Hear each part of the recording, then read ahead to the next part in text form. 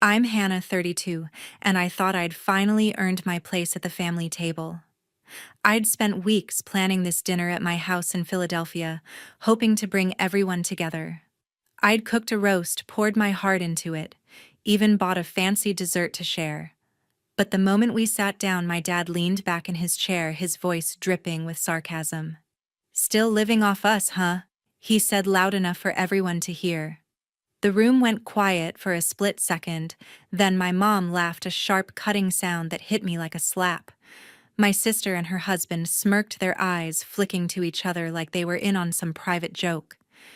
Even my little niece sitting at the end of the table looked confused, her fork frozen midair. My roast sat untouched, the dessert ignored.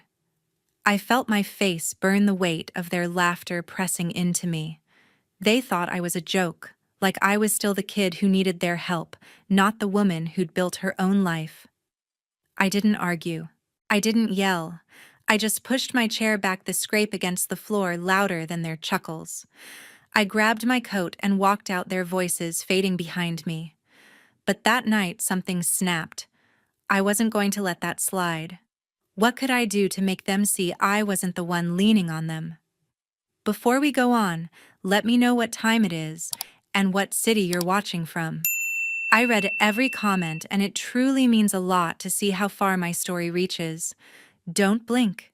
You won't believe what happened next. I've always prided myself on standing on my own 2 feet. I'm a graphic designer in Philadelphia running my own freelance business. It's not glamorous, but it pays the bills, good ones too. I've got a condo in Center City, a sleek 2-bedroom I bought 3 years ago with my own savings. It's worth a lot, and renting it out at market price could easily pull in $2,800 a month.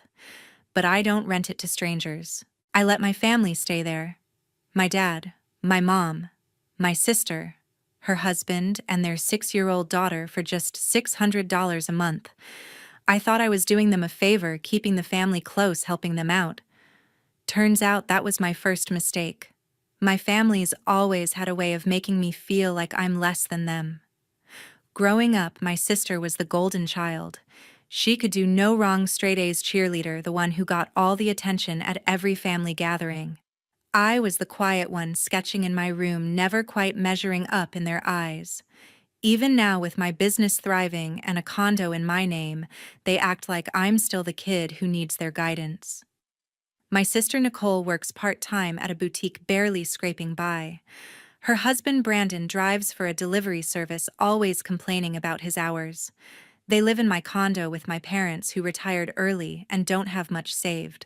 I figured letting them stay for $600 a month was my way of giving back, especially for my niece Chloe, who I'd do anything for. That condo's prime real estate, but I never pushed them to pay more, even when my accountant warned me I was losing money. Last month, I went all out for a family gift. I designed custom prints for everyone, framed artwork personalized with their names and favorite colors. I spent hours on them, thinking it'd be a nice gesture, something to show I care. I dropped them off at the condo, excited to see their reactions. My mom glanced at hers, muttered a quick "thanks," and set it aside. My dad didn't even open his.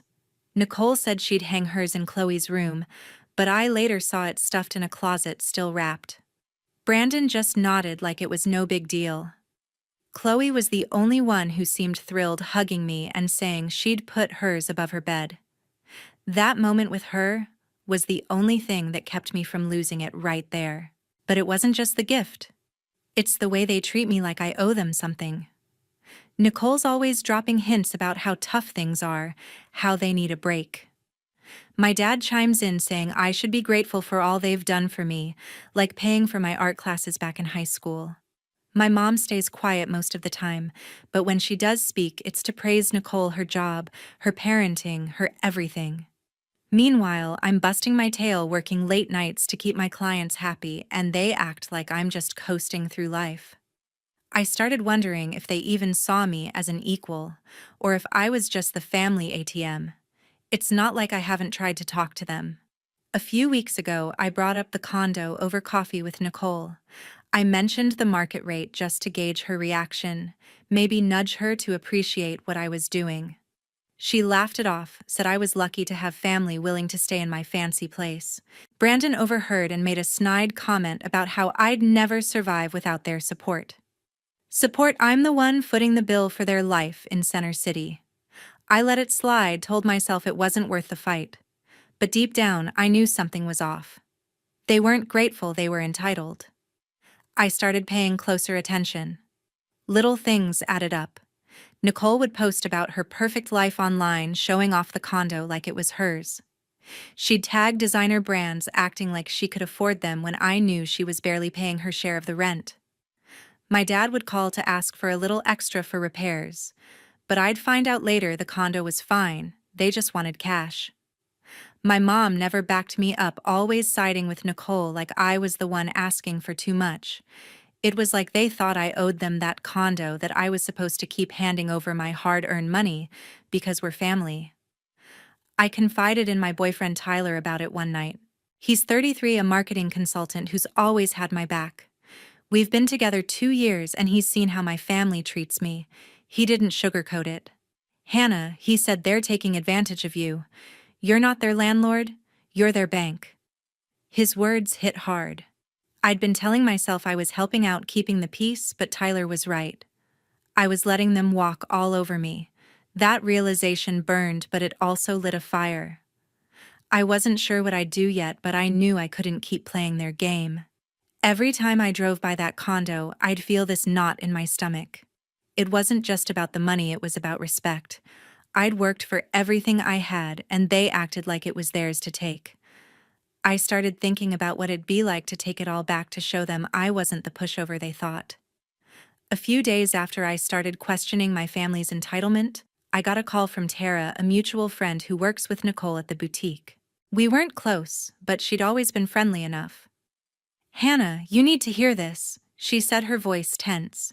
She'd accidentally seen a group chat on Nicole's phone when they were closing up the shop. Nicole had sent a message to a few friends bragging about how she was playing me. "Hannah's such a pushover," the message read. "We're living in her Center City condo for just $600 a month, a steal for a place worth almost $3,000. She's too naive to charge us more. We've got this in the bag." Tara forwarded me a screenshot and I felt my stomach drop. The words stared back at me, cold and smug. My own sister laughing at how she was taking advantage of me. Tara apologized, saying she didn't mean to stir drama, but she thought I deserved to know. I thanked her, my voice steady, but inside, I was reeling. Naive, a pushover. I'd been giving them a deal that saved them thousands every year, thinking I was helping family. Nicole's message wasn't just a betrayal, it was a slap in the face. She didn't see me as her sister. She saw me as a mark. I sat on my couch staring at the screenshot, my anger building with every reread. My dad's lectures about gratitude, my mom's silence, Brandon's snide comments, they all clicked into place. They weren't struggling family members, they were users, and I'd been blind to it. I pulled up my condo's financials that night. Market rent in Center City was $2,800 a month, over 4 times what they were paying. I'd been covering taxes, maintenance, even some utilities, all because I thought it was the right thing to do. But Nicole's words, "We've got this in the bag," changed everything. I wasn't their safety net, I was their cash cow. I decided right then, no more. They'd pay what the condo was worth, or they'd find somewhere else. I wasn't going to let them play me anymore. The next evening, I called them to the condo for a meeting. Nicole, Brandon. My dad and my mom sat on the couch looking annoyed, like I was wasting their time. Chloe was at a friend's house, which was probably for the best. I didn't beat around the bush. "The rent's going up," I said, my voice firm. "Starting next month, it's $2,800. That's what the market demands. Pay it or you're out in 30 days. Nicole's eyes widened, her mouth opening like she couldn't believe it. Brandon leaned forward, his voice sharp. "You're serious? We're family, Hannah." My dad's face turned red, his jaw tight. "This is how you repay us, after all we've done." My mom just looked down, her hands folded, not saying a word. I didn't back down. I've been carrying you for years, I said. I'm done subsidizing your life. Nicole's voice went high, almost panicked. We can't pay that. You know we can't. I crossed my arms.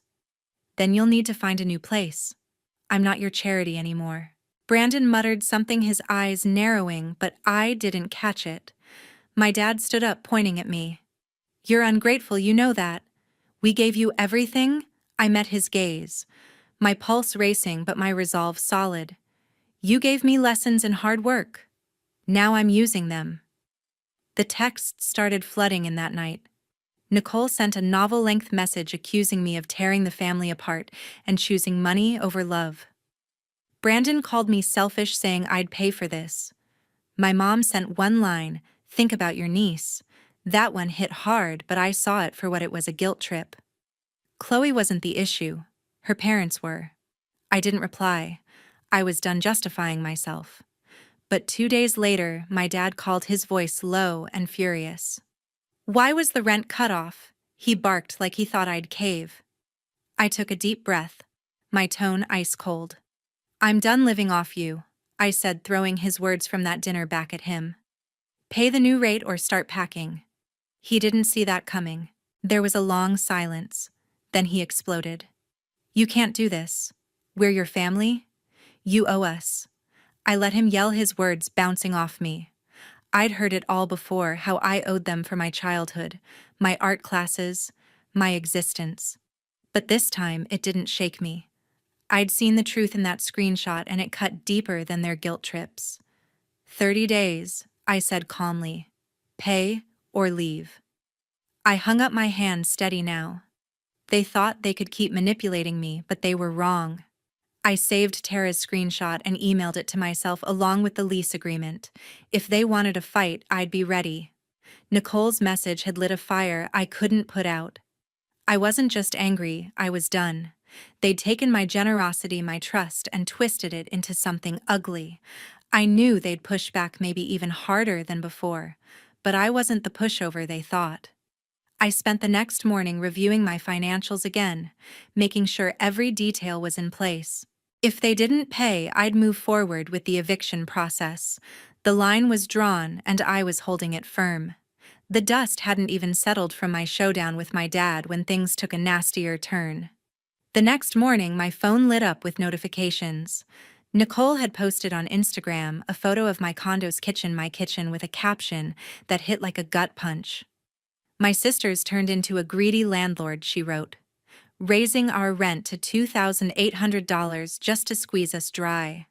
So ungrateful. The post was public, gaining traction with likes from her friends and cousins I barely knew. Comments piled up.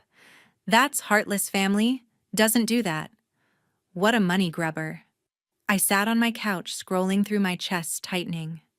Nicole had twisted the story, hiding how I'd let them live in my Center City condo for only $600 a month for years, saving them thousands.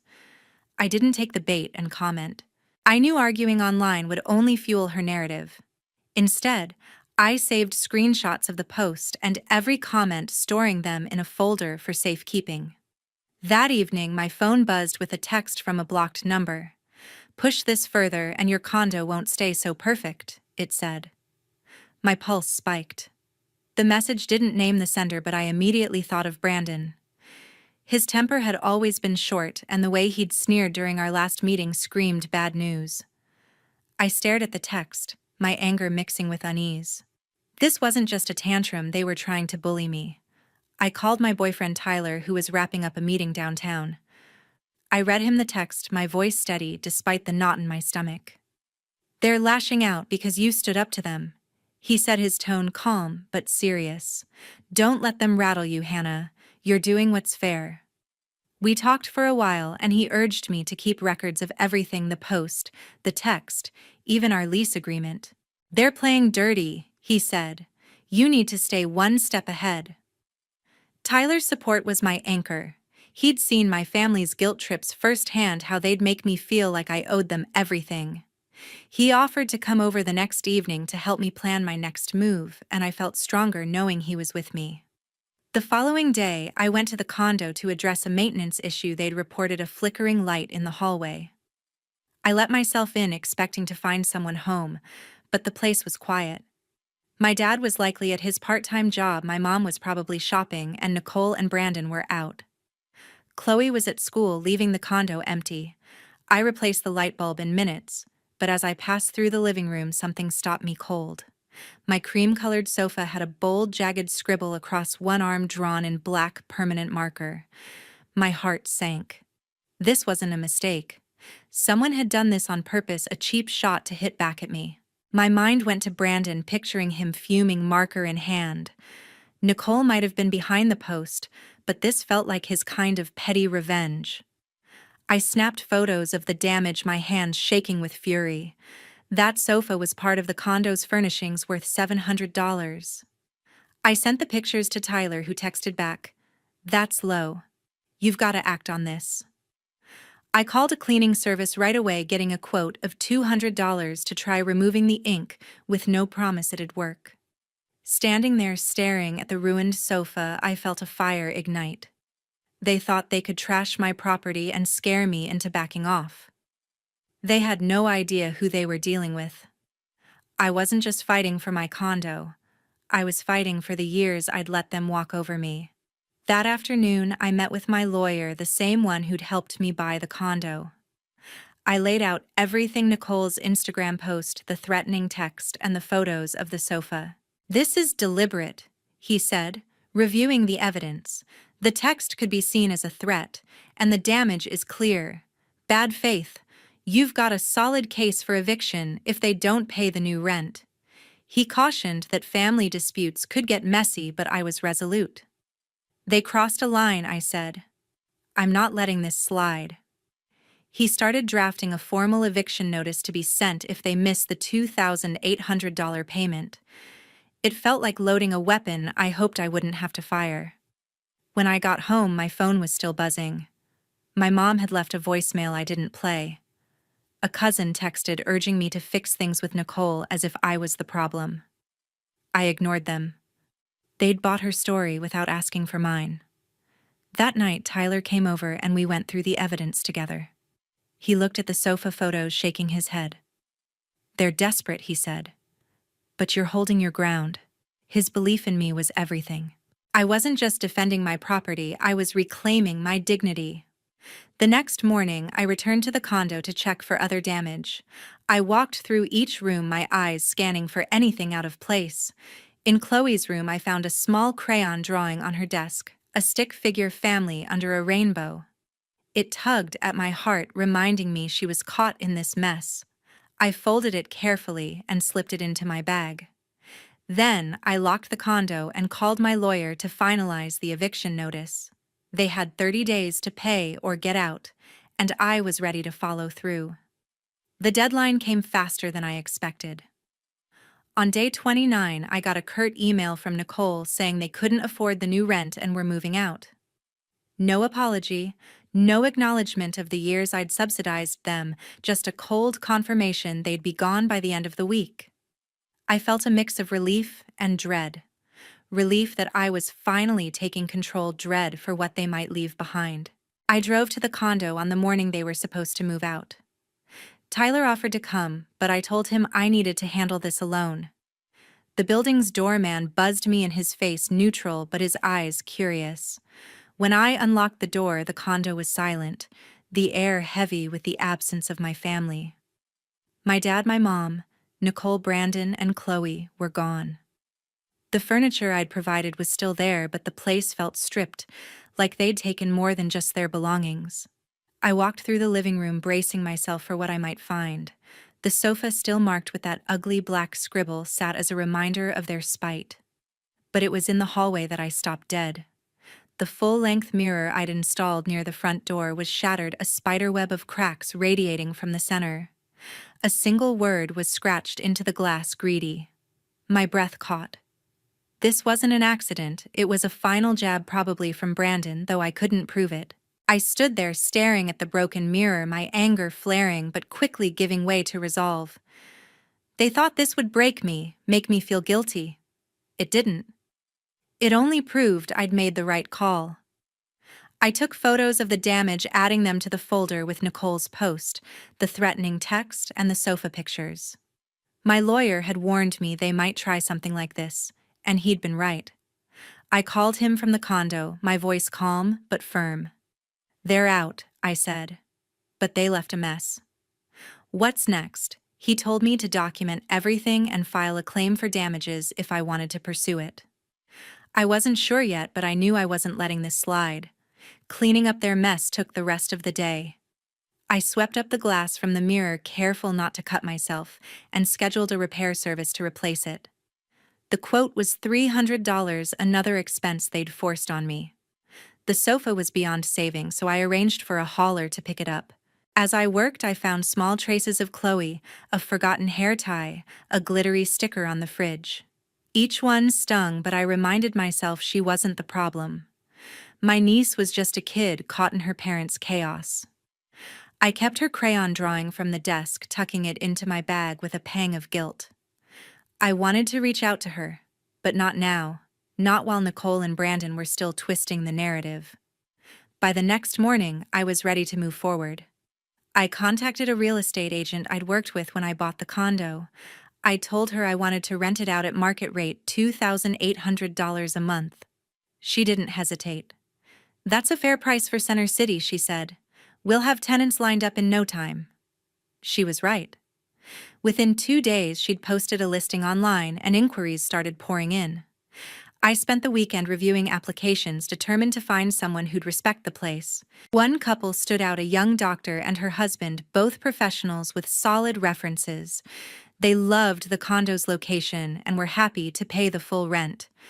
I met them for a walkthrough, and their excitement was a stark contrast to my family's entitlement. It felt like a fresh start. The paperwork took a few days, but by the end of the week, I'd signed a lease with the new tenants. They'd move in the following month, paying $2,800 on the first of every month. Standing in my apartment, I looked at the empty condo, now cleaned and prepped for its new occupants. The broken mirror was gone, replaced with a new one that gleamed under the hallway light.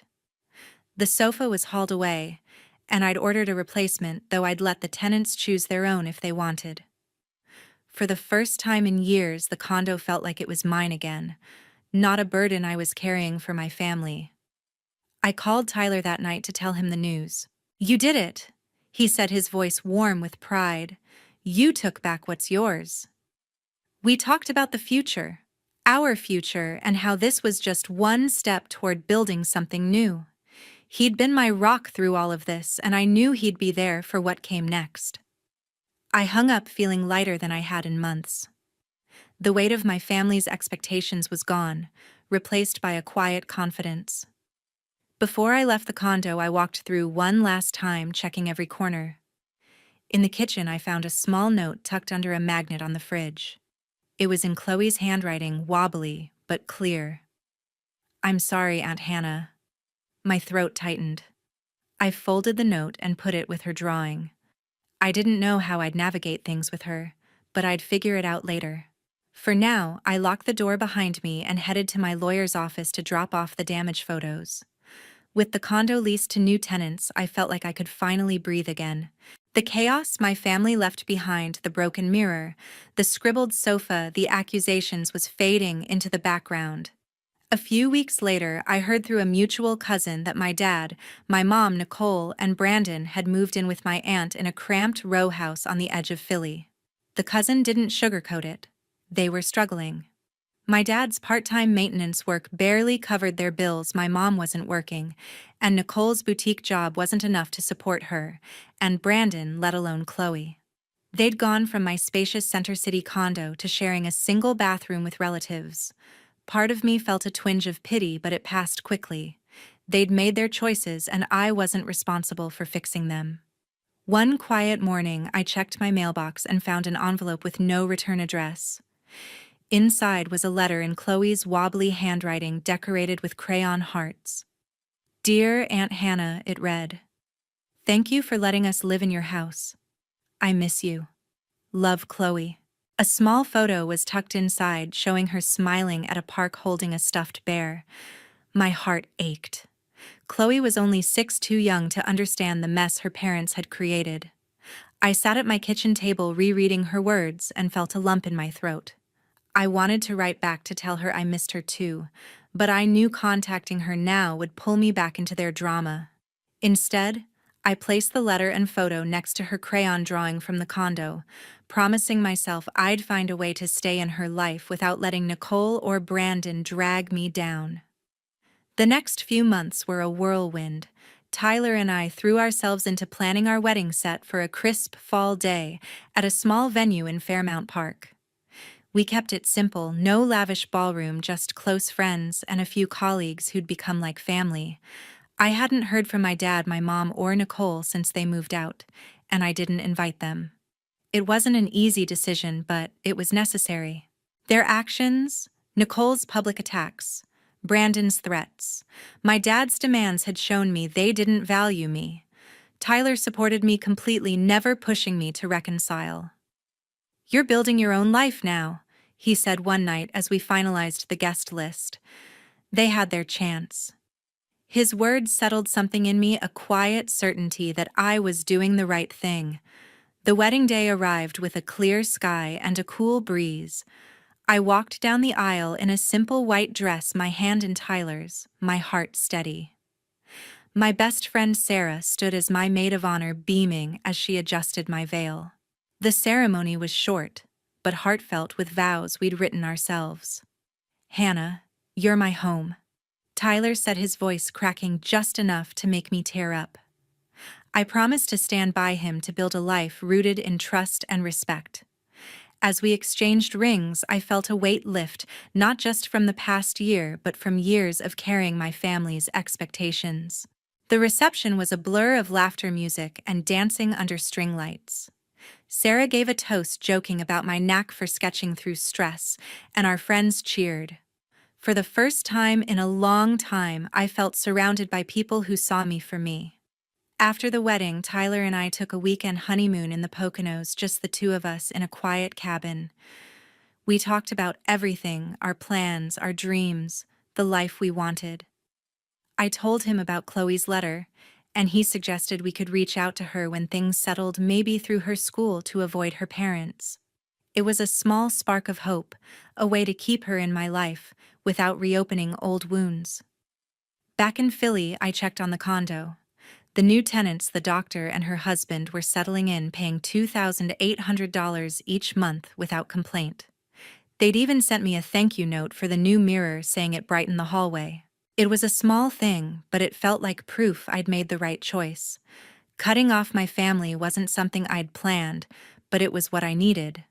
My dad's lectures, my mom's silence, Nicole's entitlement, Brandon's vindictiveness, they'd pushed me to a breaking point. Letting them go wasn't about anger, it was about choosing myself. I'd spent years trying to please them, thinking that's what family did. But family isn't about taking advantage or tearing each other down. It's about respect, about showing up for each other. Tyler, Sarah, even Chloe, in her own way, they were my family, now the ones who valued me.